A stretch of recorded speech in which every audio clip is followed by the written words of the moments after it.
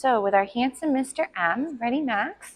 And of course I realized he actually did a little pee while I was blabbing earlier. So remember, this was a doggy daycare before I had moved in for almost 10 years. So even though I've done my darndest to clean, and notice how he's kind of going for his little leash a little bit, I'm just doing some findits to get him to disengage from his gear. But since it was a doggy day school for almost 10 years, it has a lot of really great aroma, which Mr. M has obviously noticed, and so have some of the other classmates, so don't worry. But he had a little pee and no big deal. So it's all clean, ready to go. Oh, chewing is optional still. So as I was mentioning earlier, I wanted to work a little bit with the handsome guy and doing some leave it behaviors. So right here, when he gets a little distracted, I do my little positive interrupter just to regain his focus from his classmates doing some other fun stuff next door. So with leave-its again, leave-its would be something that are always off limits. So for safety reasons, leave-its would be something I wouldn't have my puppy go and engage with or play with. Some folks do this differently, and that's fine. But for me, I like to have leave-it be off limits, where I might use my wait and then have my puppy wait for a moment and then go retrieve the item or go grab the snack or whatever it might be. So leave it will always be yuck, don't touch, could be dangerous, it's off limits, let's not go and explore it. So for Mr. Handsome, I know you guys brought his sock, and there's a few other no-no items that I have as well for him that we can try practicing with. So from home, I know you guys brought his lovely culprit.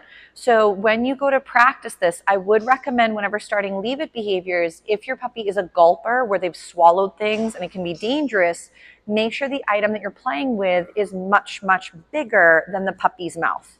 So if we're sometimes practicing, so Max is just watching, my little one is also playing with some of the puppers. So she's doing some lovely job throwing some toys for the puppies to go grab. So keeping them occupied. So right here, Max. Yes, great little name recognition. So with items that your puppy could swallow and choke on, always choose items that would be still off limits for them, but are large enough that if your puppy did happen to go near it and grab it, it wouldn't be a dangerous setup. So if your puppy tends to go for acorns or scrunchies or small items, definitely go for bigger for right now while you're still learning and they're learning how to work these leave-its. And of course, my little one is now playing with a squeaky toy, which is fine, nice and distracting. Miss Kay likes her little foxy ball. So right now my little one is doing some great play with Miss Kay, keeping her occupied while we do a little bit of practice with Mr. M. So let's say I'm gonna have my sock item. I'm gonna do a little find it for Mr. M for a second so I can plop out my contraband, my no-no item, off to the side. So right here, I might go leave it, Max, yes. So notice how I might let him get to the end of the leash, but I'm not yanking back on him. If he goes to do a pull, I might then do my little positive interrupter and regain his attention and move away from the item. So if your puppy is really struggling, the further away you are from something, Max, the easier it's going to be for your puppy. So we have our no-no item, which again, if you sound scary when you're doing leave-its, your puppy's not learning to leave it alone because of the cue and learning what it means. They're learning that sometimes when you're getting agitated, you're a bit scary, and maybe we can't always do similar skills when you're around. So a lot of times puppies might behave a certain way if we've done more intimidation or fear tactics by mistake to try to get our point across. So right here, he's very interested in the sock. Yes. So these little moments, I haven't even said the leave it yet. I did a little bit earlier, but we're getting him in the groove. So I find having the thing off in the distance, work on feeding your handsome guy for any little check-in. Remember, this is where maybe even using those front positions could be helpful, getting your guy to reorient to you. So right here, I might go Max, and then bring him into my body and feed for that. So let's say I'm gonna go near the no-no item.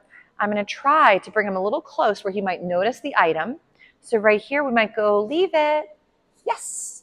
And if Mr. M didn't quite disengage, I would either use his name or the kissy noise to try to get him back and focused on me, so like the positive interrupter. So I like to have a goodie at hand ready. We're going to go near the no-no item. Right here, I might go, leave it. Yes. And even if it's sometimes more of a passing by the item versus going and trying to lunge towards it, remember, we want to make it easy where he's not rushing the thing and then having a really hard time the closer he gets. So I'm going to go ahead and bring him a little bit closer to his lovely no-no item. So right here, we might go, leave it. Yes, good job, Max.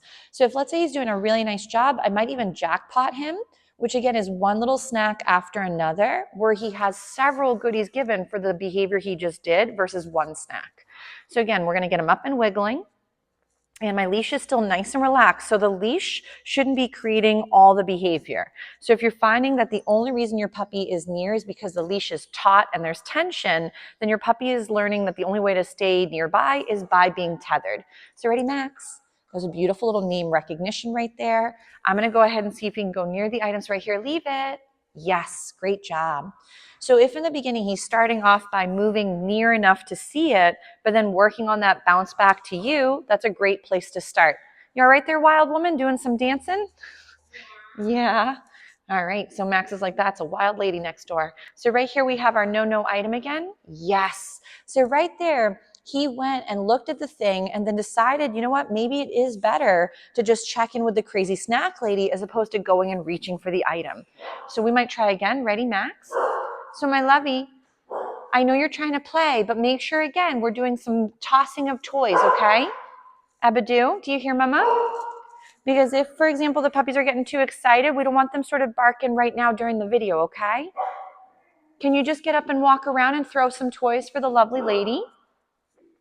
She says, we were about to wrestle. Ebba's been trying to do some doggy behavior, so she's been doing some play bows and some frolicking.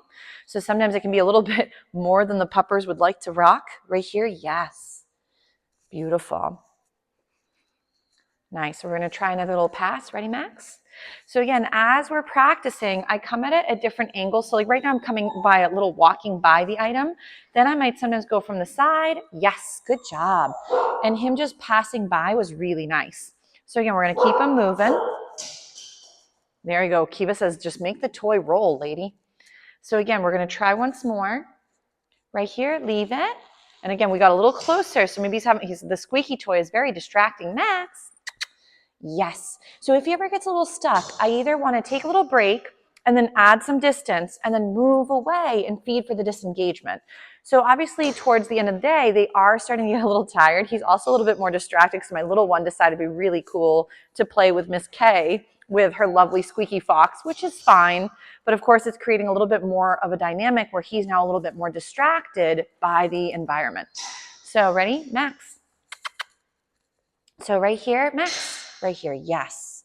If I lose him, I just try to bring it back to a simpler version. So right now, I'm just going to feed him for some of these beautiful little check-ins. Nice job. Kiva says, this is the greatest day of her life. So if Mr. M, ready, Max, is a little bit too excited, I'm going to work a little bit with moving into my space and building value there as well. Ready, Max? So we might try again with the item right there. Leave it. Yes, good job.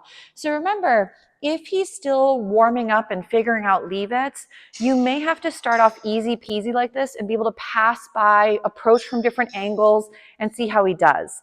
So, but what I'm going to do is I'm going to give little Mr. M a little breather from the leave-it item, plop it off to the side. So you'll see that when I go to disengage from the no item, I do a little find it for the beautiful guy.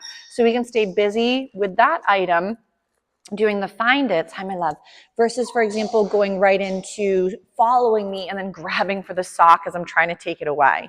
So, but remember for those leave its, we want to be very careful that he's not getting in the habit of grabbing the leave it item and now you're playing keep away or like the gingerbread man, you'll never catch me now, and he takes off again. I would recommend if he does grab something, don't turn it into a fun game from his perspective where he gets confused and then go right into a nice big find it. So then he's being fed for disengaging, dropping the item, and grabbing the paycheck on the ground, and then you can grab the item and move it out of range. So, but for Mr. Max, ready? Max. Nice, great little check-in, sir. I want to see if Mr. M wants to do a little bit of play, and we'll see how he does with some playtime. Oh, Miss K's having the greatest day ever. Nice job, Ebba's throwing that ball for her. So my little one is helping keep some of the beauties entertained, which has been very nice. So she is turning 5 in July, my little girl, and my son is turning 9 in September. But she has been doing a very nice job helping because she normally, and of course it fell right off. This one has seen better days because it has been chewed on a few times. So let me fix that for us, Mr. M. Of course, a lovely little blooper. So obviously with most of the attachments, oh, sorry, sir, is that they're not going to fall off like this one, but this one, since it's seen happier days in the past, it's kind of a little bit chewed and it falls off sometimes if it comes untied. So there we go. Ready, Max? So we'll see if he wants to do a little bit of play, but he could be also a little tired. What do you think? What do you think about this toy? He says, I was slightly intrigued until it fell off and then I was over it. So, but obviously throughout the day, we do rotate. So they're doing sometimes play with interactive toys. They're sometimes doing play with each other. Other times they're also hanging out and getting cozy with the sights and sounds that are the center while we're practicing with other friends.